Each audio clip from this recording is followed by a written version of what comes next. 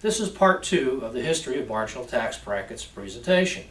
What you're looking at here is a history of the highest U.S. marginal tax brackets going all the way back to 1913. What you're looking at here is a history of the highest U.S. marginal tax bracket, income tax brackets going all the way back to 1913. In 1980, Ronald Reagan came in and instituted the biggest tax cut history in U.S. history.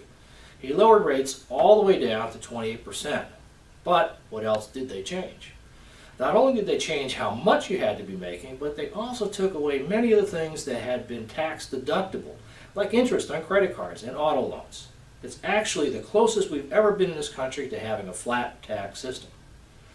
We had 2 tax brackets, 15% and 28%. Now, want to take a guess at how much money you had to be making in the 28% bracket? $29,750. So now who was in the top bracket? Effectively everyone. In 1991, this little uptick is what got George Bush Sr. fired. Remember what he said? Read my lips. No new taxes. Unfortunately for him, what happened in 1991? Yep, Gulf War won. We had to raise taxes to pay for it. Then Bill Clinton came in and raised us up to 40%, and then George Bush's administration reduced the top bracket to 35%. The current administration raised the top bracket back to 39.5%. But what's missing from 2001 to 2014? That's right, the wars. It's the only time in history of our country that we've been involved in military conflict and we haven't raised taxes to pay for it yet.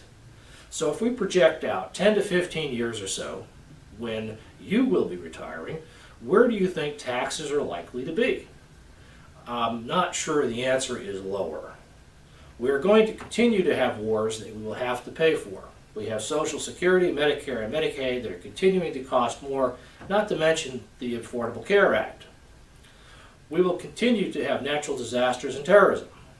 And we will have to pay down our enormous debt. And where do you think that money will come from? That's right, from you and me in the form of higher taxes.